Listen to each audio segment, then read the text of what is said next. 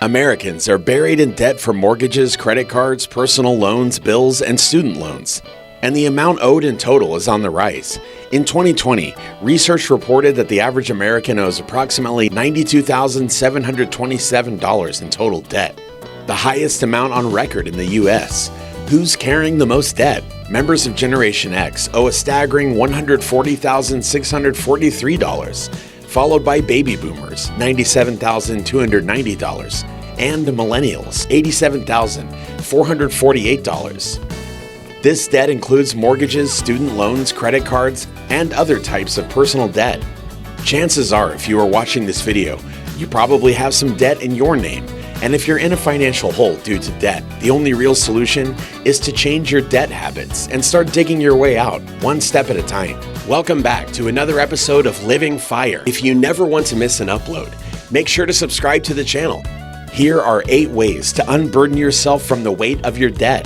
Why digging out is worth it. Being deep in debt can be stressful to your health. The worry over how to pay bills and the struggle to save for the future impacts over 50% of Americans, according to a 2020 study. And stress over finances can make it more difficult to save, budget, or even write a shopping list to help keep you on track at the store. Digging yourself out of debt can boost your mental and physical health. Having more income freed up from debt may mean greater financial confidence, morale, and better opportunities to save for the future. Financial experts often recommend 2 ways to tackle debt: the avalanche method and the snowball method. Both plans may help you focus your approach to paying down debt. An avalanche approach means you pay off your loans or credit cards with the highest interest rates first. You throw as much money as you can at them and pay only the minimum on all your other loans. The snowball approach has you tackle the lowest amount of debt first, pay it off, and then tackle the next loan. Number 1, facing the music. If you've been trying to make bills vanish by throwing them away unopened, the first step is to own up to your mistakes. Clear off your kitchen table and get out all your loan statements, bills, and budget. Basically, everything you can think of that relates to your finances. Start adding. The loan or credit card payments and the bills for essentials, power, heat, and water, for example, will represent your base payments. If these already substantially exceed your net income, you will either have to change your lifestyle significantly, sell the house, get a smaller apartment, take on a second job, or file for bankruptcy. Or there may be some other steps you can take, depending on where you are. First, you need to make a plan. Number 2, the pilgrimage of repayment. Not all debts are created equal. In making your plan, you'll need to establish a hierarchy among your debts and make a plan of attack. Experts say to target the high-interest debt first, non-deductible low-interest debt next, and tax-deductible debt last. Speaking of high-interest debt, it's time to stop using it. Keep a single credit card for emergencies and quit carrying the rest entirely. Ideally, you should try to save up an emergency fund and lock all your cards away. It is time for a cash-only diet to help you to stick to your repayment plan. Number 3, get the damage report. The next step is to check your credit rating and review your credit card report for inaccuracies or patterns of bad behavior. You can get your credit rating the same way lenders and landlords do from each of the 3 credit bureaus that report on most consumer debt: Experian, Equifax, and TransUnion. A good way to start is by viewing your credit report and your credit score, both of which you can do for free, although you can only receive your report for free once a year. Keep in mind that not all free credit score services are exactly free. Some may insist that you sign on for a credit monitoring service that comes with a monthly charge if you fail to cancel it. Once you have the report, check if it's accurate and identify the accounts dragging your rating down. It only takes 1 or 2 late payments to move a consumer loan from a green rating to a red. If you have late payments on all your credit accounts, you may find yourself in the high-risk category despite diligently paying the loans down, although not on time. It sounds picky, but banks can afford to be uptight because they have a huge pool of people seeking loans. Number 4, initiate damage control. Get rid of troublesome accounts and pay down your overall debt on time. Use automatic payments and tighten up your budget to get your debt under control. This will keep your credit rating from getting worse, and over time will improve it.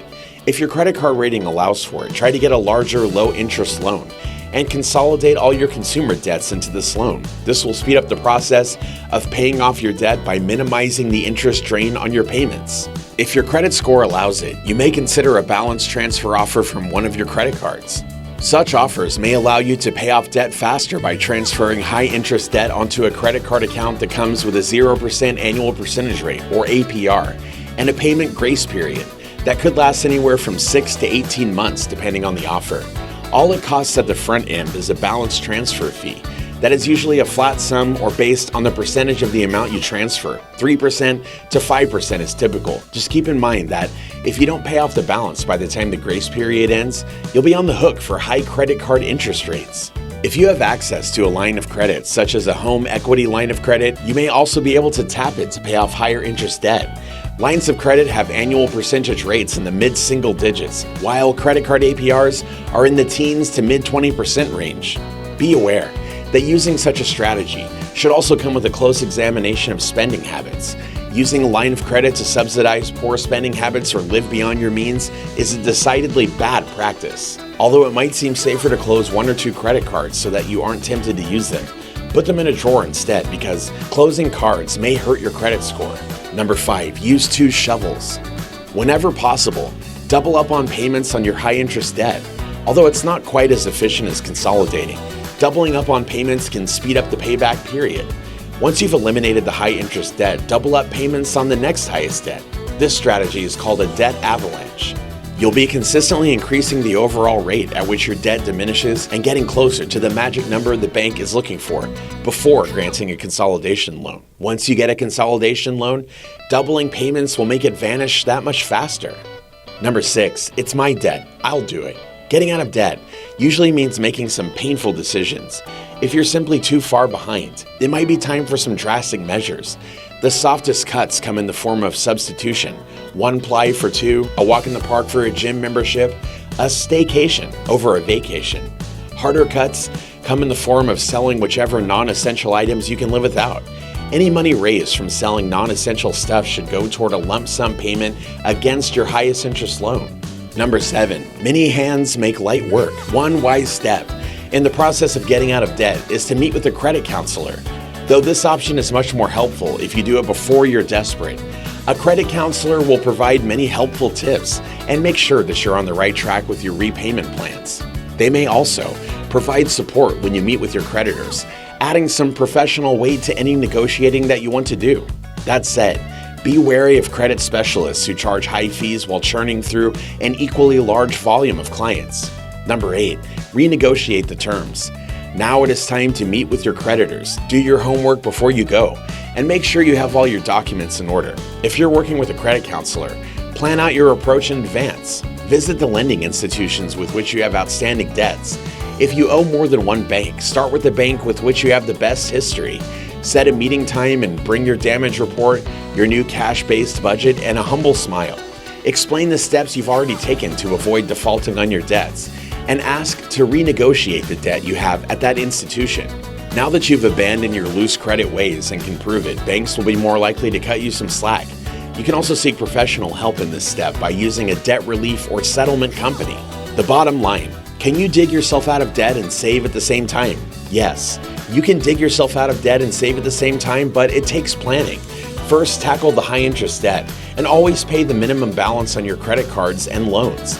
Plan to save a small percentage of your paycheck for your nest egg as you pay down your loans. Even a small amount in a savings or money market account will add up over time.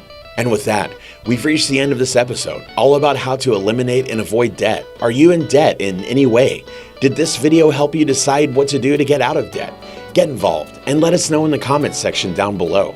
If you enjoyed this one and found it helpful, remember to leave a like on the video and to subscribe to Living Fire for even more amazing videos just like this one. Thanks for watching, and we'll see you in the next one.